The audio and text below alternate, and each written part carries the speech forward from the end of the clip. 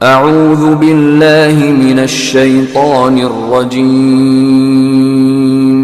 بسم اللہ الرحمن الرحیم۔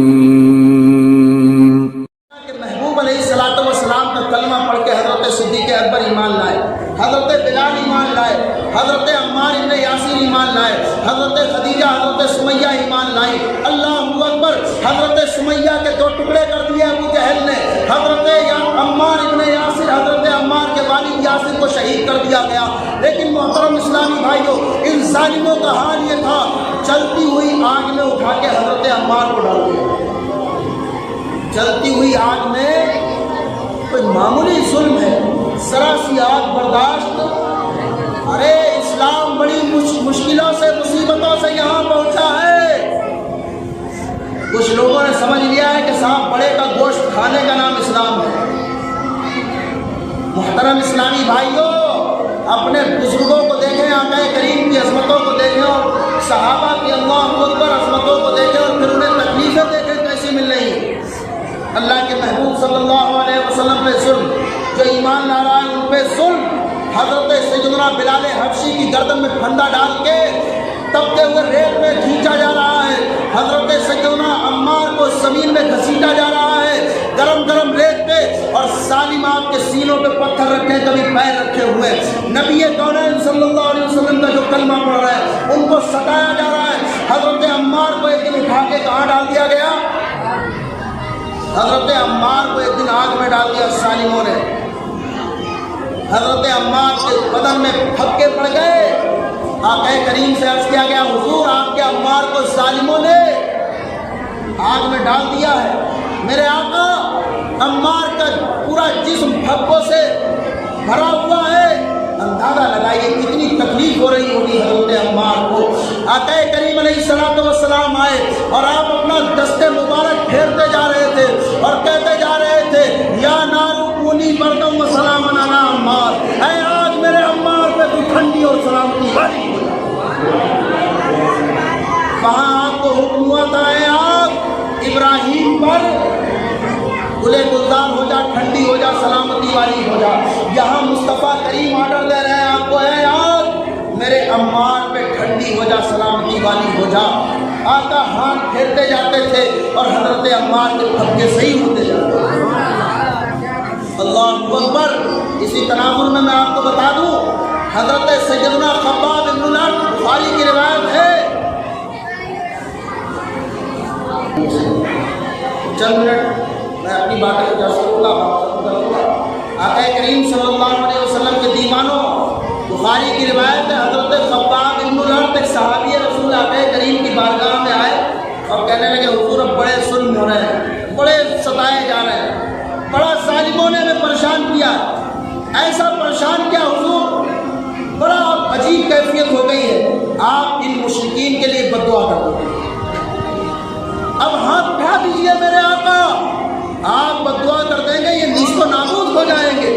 میرے آقا بڑے ہم پہ ظلم ہوتے ہیں، جینا مشکل ہو گیا، جینا دوبر ہو گیا۔ یہ وہ خباب بن الارت ہے جو آقا کریم کی بارگاہ میں آئے تھے۔ ایک دن حضرت عمر کے دور خلافت میں انہوں نے اپنی پیٹھ سے اپنا کرتا ہٹا کے حضرت عمر کو دکھایا، فرمایا، عمر جب میں نیا نیا مسلمان ہوا، مکہ میں اتنا ظلم ہو رہا تھا مسلمانوں پہ، اتنا ظلم ہو رہا تھا، اتنا ظلم ہو رہا تھا، ظالموں نے مجھے گرم گرم کوئلوں پہ، دہتے ہوئے کوئلوں پہ لٹال دیا اور میرے سینے کو داب دیا، میں کروٹ بھی نہیں لے سک رہا تھا۔ اللہ اللہ، میرے پیٹھ کی چربی اور رطوبت پگھلتی رہی، اس سے وہ تمام کوئلے بجھتے رہے۔ اللہ اللہ، اتنی تکلیف اور مشقت ہوئی۔ آج دیکھیے، آج تک میری پیٹھ میں وہ دھندلے دھندلے جلنے کے داغ اور دھبے ہیں۔ حضرت عمر نے جب حضرت خباب بن الارت کی پیٹھ کو دیکھا، اللہ اللہ، اتنے مضبوط دل والے عمر، جب حضرت خباب بن الارت کی بات سن کر ان کی پیٹھ سے ہٹا ہوا کرتا دیکھتے ہیں تو حضرت عمر کی آنکھوں میں آنسو آ جاتے ہیں، بے قرار و بےتاب ہو جاتے ہیں۔ انہوں نے دکھایا کہ دیکھیے کیسے ہم پر ظلم ہوئے تھے، اللہ اکبر، ہم ایمان لائے تھے، آج ہم مسلمان ہوئے ہیں، ہم پر کوئی پابندی نہیں ہے، آج ہم اذان سنتے رہتے ہیں لیکن اپنے اپنے کاموں میں مصروف رہتے ہیں، ہم ناچ گانوں کھیل کود میں پڑے رہتے ہیں، آج مسجدیں آواز دے رہی ہیں، سمجھ میں نہیں آ رہا ہے، لیکن سنو جب اعلان نبوت فرمایا تھا، جس وقت میرے آقا علیہ الصلوۃ والسلام نے اپنے دیوانوں کو کلمہ پڑھایا تھا تو مصطفیٰ کریم کے صحابیوں پر، آقا کریم کے دیوانوں پر ایسا ظلم ڈھایا جا رہا تھا، ایسے تشدد کے پہاڑ ڈھائے جا رہے تھے۔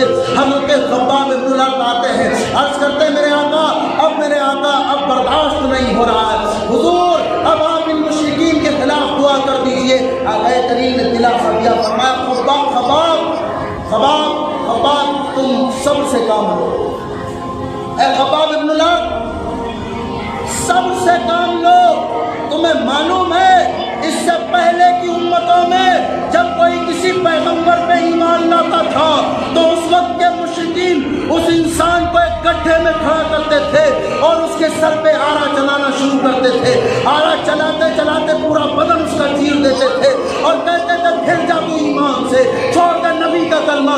تو وہ کہتا تھا سنو میرا بدن کٹ جائے تو کوئی پرواہ نہیں، لیکن اب ایمان کی دولت ہاتھوں سے نہیں جائے گا۔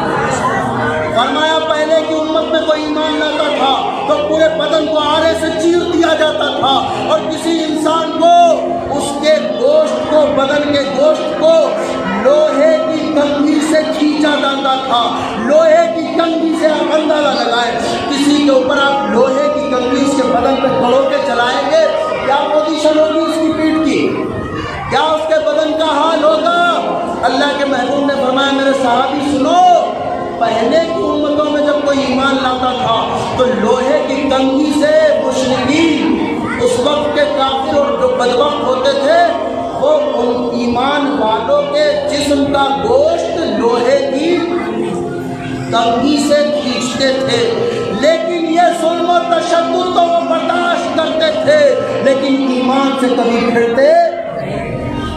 اسی لیے میرے نبی نے سبق دیا، لا تشرک باللہ وَإِن قُتِلْتَ وَحُرِّقْتَ، کبھی ایمان کا سودا نہ کرنا، چاہے تم کاٹ دیے جاؤ چاہے تم جلا دیے جاؤ، چاہے تمہیں کوئی کاٹ دے، چاہے تمہیں ایک بار زندگی ملی ہے، بس اگر یہ نبی کے نام پہ نکل جائے گی، یہ زندگی اگر نبی کے نام پہ قربان ہو جائے گی تو پھر اعلیٰ حضرت کا شعر پڑھتے پڑھتے دنیا سے جائیں گے۔ انہیں جانا انہیں مانا، انہیں جانا انہیں مانا، نہ رکھا خیر سے کام، للہ الحمد میں اس دنیا سے مسلمان ہے۔ بولے سب لوگ، انہیں جانا انہیں مانا، انہیں جانا انہیں مانا، نہ رکھا خیر سے کام، للہ الحمد میں اس دنیا سے مسلمان گیا۔ صحابہ اکرام کے اوپر ظلم ہوتے تھے، آج ان کا ذکر سننے کے لیے آنے والوں ادب و احترام کے ساتھ سن کے جاؤ اور سنو، سبق حاصل کرو، کیسے ہم تک اسلام پہنچا ہے، کیسے ہم تک اذان نماز قرآن پہنچا ہے۔ اللہ اکبر۔ نبی کے دیوانوں ایک صحابی رسول ہیں، ان کے دو پیروں کو ایک طرف ایک جانور ہاتھی سے باندھا جاتا ہے، ایک پیر کو ایک ہاتھی سے باندھا جاتا ہے اور ہاتھیوں کو ادھر ادھر دوڑا دیا جاتا ہے۔ اللہ اللہ، ان کے پیر کھنچنے لگتے ہیں اور سرخ سرخ خون کے قطرے گرنے لگتے ہیں، ادھر اللہ اللہ پیر کھنچ رہے ہیں، بدن چر رہا ہے اور صحابی رسول کی زبان پہ جاری ہے، فزت ورب الکعبہ، کعبہ کے رب کی سب کی قسم، میں زندگی کی بازی جیت کے جا رہا ہوں، میں کامیاب ہو کے جا رہا ہوں۔ اللہ اکبر۔ صحابہ کی گردنوں پہ تلواریں چلتی ہیں، سر کٹنے والا ہے، اللہ اکبر، اور صحابیوں کی زبان پہ جاری ہوتا تھا، فزت ورب الکعبہ، کعبہ کے رب کی قسم میں زندگی کی بازی میں کامیاب ہو کے جا رہا ہوں۔ ان کے سر کٹ رہے تھے، سولی پہ چڑھ رہے تھے، بدن چیرا جا رہا تھا، اللہ اللہ، بڑے ظلم و تشدد کے پہاڑ ڈھائے جا رہے تھے کلمہ پڑھنے والوں پہ۔ بڑی مشکلوں سے ملا ہے ہمیں اسلام، بڑی مشقتیں برداشت کی ہیں اللہ کے نبی نے، بڑے ظلم سہے نبی کے دیوانوں نے۔ اللہ اکبر، کیسے کیسے ظلم و تشدد کا نشانہ بنایا گیا، حضرت خبیب بن العدی کو شہید کیا جا رہا ہے۔ اللہ اکبر، میرے آقا اپنی دین اسلام کی تبلیغ کر رہے ہیں، ایسا ظالموں نے پروپیگنڈا بنا دیا تھا۔ حضرت طفیل ابن عمر دوسی جب یہ ایمان نہیں لائے، اس وقت جب یہ مکے میں آئے تو بڑے عقل مند تھے اور بہت بڑے شاعر تھے، عربی داں تھے. مکہ کے مشرکین نے اتنا انہیں بھڑکایا، آقا کریم کے خلاف اتنا بھڑکایا، کہنے لگے محمد کی باتیں نہ سننا، ورنہ جو ان کی سن لیتا ہے ان کی ایسی کہنے لگتا ہے. ان کی باتیں نہیں سننا، تم بڑے عقل مند ہو. آج بھی نبی کے غلاموں کی باتوں سے روکا جاتا ہے. سنیے اور سنتے رہیے. نبی کونین کے دیوانوں، مصطفیٰ کریم کے چاہنے والوں، طفیل ابن عمر دوسی آئے ہیں کعبے میں اپنے قبیلے سے، اپنے شہر سے. آنے کے بعد محترم اسلامی بھائیوں، ظالموں نے، مکہ کے مشرکین نے اتنا ڈرا دیا، پریشان کر دیا، کہنے لگے محمد کی باتیں نہیں سننا. کہتے ہیں یہ دیکھیں آپ تاریخ ابن ہشام رکھی ہوئی ہے، سیرت ابن ہشام، آپ اس کا مطالعہ کریں، آپ کو ملے گا. یہ 2 صدی کے آج بہت بڑے بزرگ ہوئے ہیں، یعنی یہ 1200 سال پہلے کی کتاب ہے. اللہ اکبر تحریر کرتے ہیں، کہتے ہیں کہ مصطفیٰ کریم صلی اللہ علیہ وسلم کے خلاف اتنا طفیل ابن عمر دوسی کو بھڑکا دیا کہ انہوں نے اپنے کانوں میں روئی ٹھوس لی. کیا کر لیا؟ اتنی روئی کہ ہمیں محمد کی آواز سنائی نہ دے. آئے مکے میں کعبے کے اندر، مطاف میں دیکھا میرے آقا نماز پڑھ رہے ہیں اور قرآن بآواز بلند پڑھ رہے ہیں. طفیل ابن عمر دوسی نے دیکھا قرآن کی کچھ آواز آئی، دھنک آئی. سبحان اللہ، وہ مٹھاس ہے، یہ اللہ کا کلام ہے. اور سنو، اچھا قاری قرآن پڑھ دے تو دریاؤں کی روانی محترم اسلامی بھائیوں تھم جائے، تو قیانی تھم جائے، لوگوں کے کیفیتیں بدل جائے. ارے اس دور میں جب کوئی اچھا قرآن پڑھ دے تو مزاج کچھ کا کچھ ہو جاتا ہے. اور صاحب قرآن جب قرآن پڑھ رہا ہو، جس پہ قرآن نازل ہوا وہ نبی قرآن پڑھ رہا، ان سے اچھی کسی کی آواز، ان سے اچھی کسی کی قرأت، ان سے اچھا کسی کا تجوید، ان سے اچھا کسی کا علم کچھ نہیں ہو سکتا. ان سے اچھا، سب سے اچھے جو ہیں وہ قرآن پڑھ رہے ہیں، جن پہ قرآن نازل ہوا وہ قرآن پڑھ رہے ہیں. سبحان اللہ. بس ادھر 1-2 بچیاں تھیں شور کر رہے ہیں، باقی بڑی بڑی ہماری اسلامی ماں بہنیں سب آرام سے سن رہے ہیں. آپ دیکھیں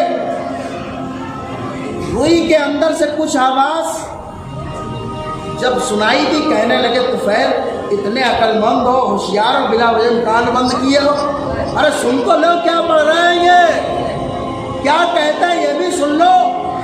لوگوں نے کہہ دیا تو بہکاوے میں آ گئے، کانوں سے روئی نکالی اور قرآن سننے لگے. میرے نبی نے نماز مکمل کی اپنے گھر کی طرف. طفیل ابن عمر دوسی پیچھے آقا کریم کے دروازے پہ گئے. انہوں نے فرمایا کیوں، کیا معاملہ؟ کہنے لگے کون ہو میں محمد ہوں، اللہ کا نبی ہوں، اللہ کا رسول. آپ ہیں جنہوں نے اعلان نبوت کیا؟ ہاں ہم ہی ہیں. فرمایا آقا کریم نے. تو فرمایا کیا پڑھاتے ہو؟ ہمیں بھی پڑھا لو. فرمایا ہم پڑھاتے کہ اشہد ان لا الہ الا اللہ و اشہد ان محمد رسول اللہ. تو انہوں نے فوراً لا الہ الا اللہ محمد رسول اللہ پڑھا، فوراً گواہی دی اشہد ان لا الہ الا اللہ وحدہ لا شریک لہ و اشہد ان محمد عبدہ و رسولہ. کلمہ پڑھ کے مسلمان ہو گئے. سمجھ گئے آپ؟ کتنا ڈروایا تھا، کتنا پریشان کیا تھا، لیکن جن کے نصیب میں ایمان تھا انہیں مل کے ہی رہا، اور جن کے نصیبے میں ہے انہیں ضرور مل کے ہی رہے گا. اتنا دبایا، دھمکایا، ڈرایا، جانا نہیں ورنہ ایسا ہو جائے گا ویسا ہو جائے گا. انہوں نے کہا اتنا بہترین کلام پیش کر رہے ہیں، یہ کسی انسان کا ہو ہی نہیں سکتا. اللہ اکبر. محترم اسلامی بھائی، حضرت طفیل ابن عمر دوسی ایمان لائے. کتنے صحابہ ایمان لائے، ایمان لاتے رہے میرے نبی کے کہنے سے. اللہ مصطفیٰ کریم کے دیوانوں، آقا کریم صلی اللہ علیہ وسلم اسلام کی تبلیغ کرتے رہے. ایک وقت ایسا بھی آیا کہ جب آپ کی نبوت، اعلان نبوت کا 7واں سال تھا، یعنی عمر شریف 47 سال ہوئی. کیا ہوئی؟ 47 سال مکہ میں. اس سے پہلے آپ کو بتاؤں میں، ایک معاملہ یہ ہوتا ہے، مکہ کے لوگ بڑے بڑے سردار آقا کریم کی بارگاہ میں آتے اور کہتے ہیں سنو محمد عتبہ کو بھیجتے ہیں. وہ سردار تھا ان کا, کہا جاؤ بات کر کے آؤ. کیا کہا اس نے؟ سرداروں نے کہا بات کر کے آؤ, ان سے کیا چاہتے ہیں, ان سے پوچھو دولت چاہتے کتنی چاہیے, سرداری چاہیے کتنی چاہیے, کیا چاہیے, کوئی خوبصورت لڑکی کسی خاندان میں شادی کرنا چاہتے ہیں بولو تو صحیح, سب کچھ ملے گا. اور اگر کوئی چکر اکر تمہارے اوپر ہو جائے تو ہم تعویذ دلوا دیں, کہیں معاذ اللہ جھاڑ پھوٹ کروا دیں. یہ باتیں حضور کے پاس لے کے آئے. آقا کریم نے فرمایا نہ ہمیں سرداری چاہیے, نہ ہمیں دولت چاہیے, نہ ہمیں کسی خوبصورت لڑکی سے شادی کرنا ہے, بس ہمیں تو بس یہی ہے کہ سنو ہماری بات. اب قرآن شریف کی چند آیتیں پڑھتے ہیں. اللہ تعالیٰ کیا کیا, جیسے قرآن پڑھنا شروع کیا تھوڑا سنتا رہا, اس کے بعد اس نے منہ پہ ہاتھ رکھا, بس اب نہیں, اب ہم سے برداشت نہیں ہو رہا, گھبرا گیا. اور آنے کے بعد اپنے ساتھیوں سے کہنے لگا, کہنے لگا دیکھو بھیا انہیں ان کے حال پہ چھوڑ دو, ہم بہت بڑے عربی داں ہیں, بہت بڑے شاعر ہیں, لیکن ہم نے دیکھ لیا یہ محمد عربی صلی اللہ علیہ وسلم نہ شاعر ہے نہ جادوگر ہے. ارے یہ ایسا کلام پیش کرتے ہیں جس کا اثر سیدھا کہاں ہوتا ہے. اسی لیے میرے نبی نے فرمایا دلوں میں اگر زنگ لگ جائے تو اس کو چھڑانے کے لیے قرآن کی تلاوت کیا کرو. گھبرایا, کہنے لگا بھیا انہیں چھوڑ دو ان کے حال پہ, اگر وہ کامیاب ہوتے تو نام تو گھر کے ہی لوگوں کا ہوگا کہ قریش میں سے تھے, اور اگر نہیں کامیاب ہوئے تو اپنے آپ دوسرے لوگ مل کے ختم کر دیں گے. اس نے بڑی حکمت کے ساتھ کام لیا, مشورہ دیا, لیکن ان کی عقل پہ کچھ بھی, ارے تم جا کے ڈریائے, تمہارے اوپر کچھ کر دیا اس نے, تم ڈر گئے, ایسی بیٹھی باتیں کرنے لگے. اور میرے آقا علیہ الصلوۃ والسلام اسلام کو پھیلاتے رہے, لوگوں میں دعوت دیتے رہے, دعوت و تبلیغ کا کام چلتا رہا. ایک دن سب نے بڑے بڑے سردار جتنے تھے مکہ کے اکٹھا ہو کے کہنے لگے ایسے کام نہیں چلے گا, چلو ان کے چچا ابو طالب جو ہے ان کا بہت سہارا کرتے ہیں, ان سے کہیں چلتے. سب آئے اور آنے کے بعد کہنے لگے کہ دیکھیے ابو طالب اپنے بھتیجے محمد کو منع کر لو صلی اللہ علیہ وسلم کو, ان کا یہ حال ہے, یہ ہمارے بتوں کو برا بھلا کہتے ہیں, ایسا ہے, ان سے کہو کہ تم ہمارے بتوں خراب نہ کہا دو, اور یا تو پھر انہیں ہمارے حوالے کر دو, اور یا پھر تم بھی تیار ہو جاؤ. جناب ابو طالب کی سب بڑی عزت کرتے تھے, یہ ہٹے سب, تو آقا کریم علیہ الصلوۃ والسلام کو بلایا انہوں نے, آپ کے چچا نے حضور کو, کہنے لگے بھتیجے محمد تم دیکھ رہے ہو مکے کے حال کیسے ہو گئے, جو ہماری بڑی عزت کرتے تھے آج ان کا بھی لب و لہجہ بڑا بدلا ہوا تھا, ان کی بھی عجیب کیفیت تھی. لہٰذا تم ایسا کرو ہمارے کندھوں پہ اتنا بوجھ نہ ڈالو جتنا ہم سے برداشت نہ ہو پائے. آقا کریم علیہ الصلوۃ والسلام کا ایک ظاہری سہارا جو تھا وہ آپ کے چچا ابو طالب تھے.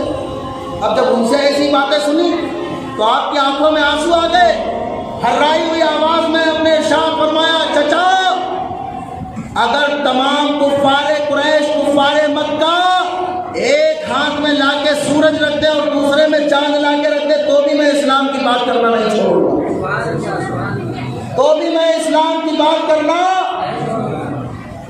جب جناب ابو طالب نے دیکھا کہ میرے بھتیجے کے تیور ایسے ہیں, معاملہ ایسا ہے, حوصلہ ایسا ہے, تو فرمایا کہ پھر اے چچا کی جان, اے محمد تم جو کچھ کر رہے ہو کرتے رہو, ہمارے ہوتے ہوئے تمہارا کوئی بال بیکا نہیں کرتا. ہمتیں کام کرتی ہیں, حوصلے کام کرتے ہیں. آقا کریم نے فرمایا اگر یہ ہمارے ایک ہاتھ میں چاند لا کے رکھتے ہیں اور دوسرے میں, تو بھی میں اپنی بات کہنے سے باز, اسلام پھیلانے سے رکوں گا, نہیں رکوں گا.